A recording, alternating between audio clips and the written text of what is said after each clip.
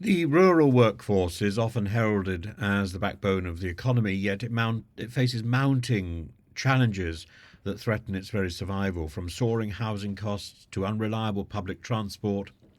The hurdles for rural workers are growing higher, and these issues impact particularly on recruitment and what can be done to support the communities at the heart of the countryside.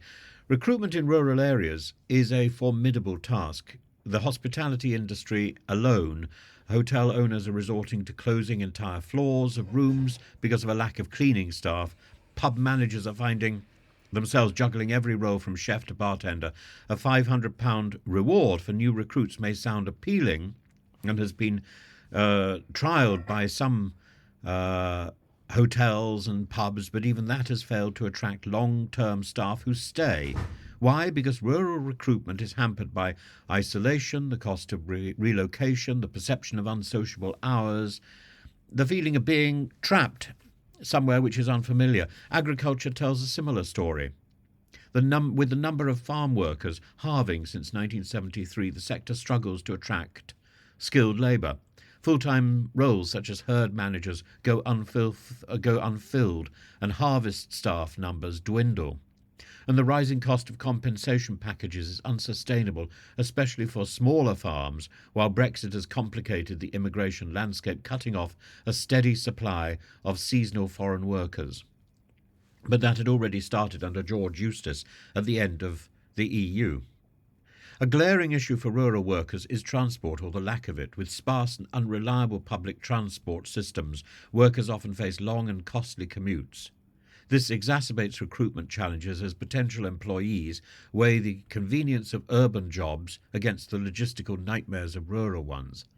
Imagine being offered a role that requires a 2-hour journey each way, with no guarantee of a reliable return home because the buses don't work after 5 p.m. Affordable housing is another critical bottleneck.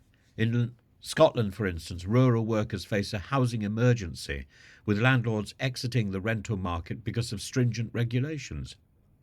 This leaves workers scrambling for accommodation near their jobs, forcing some to abandon rural areas entirely. The lack of housing not only affects workers, but also prevents industries like salmon farming and renewable energy from filling thousands of new positions in the Highlands. Nursing and healthcare in rural areas exemplify the broader strain on essential services.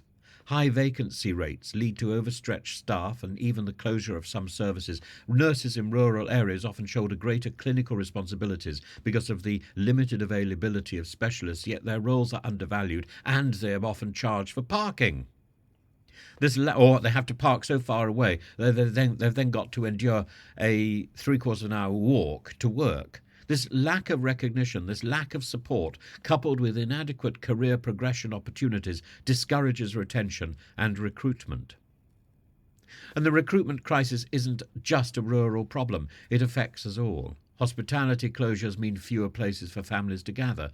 Staffing shortages in agriculture threaten our food security, and a lack of healthcare access leaves vulnerable populations stranded. As rural workers struggle, the ripple effects are felt across the country. So here are 5 solutions. Number 1, governments need to invest. They need to improve rural public transport systems, reducing isolation and cutting commuting costs. 2, policymakers should address housing shortages through incentives for landlords and investments in rural housing projects.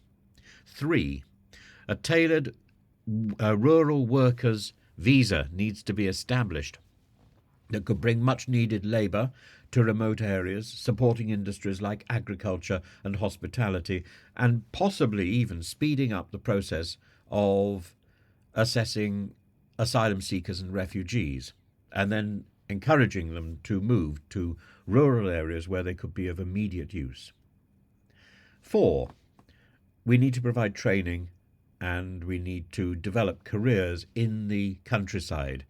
We need to develop opportunities and target those people who want training, apprenticeships, encouraging people to see rural roles as viable long-term careers rather than stopgaps in a move back to the city. And 5, We need to expand the broadband access across our country to enable remote work and attract a younger, tech-savvy workforce to rural areas. It's no good having these black spots. Even where I live in Rugby, as I walk down the road, down one road, from my house into the centre of the town, there are black spots where the phone signal simply disappears. It's absurd. In a town. And how much worse is it in pockets in the countryside? We live in the 21st century. We should adapt to the 21st century. And instead we are spending so much money messing around rather than dealing with what is important.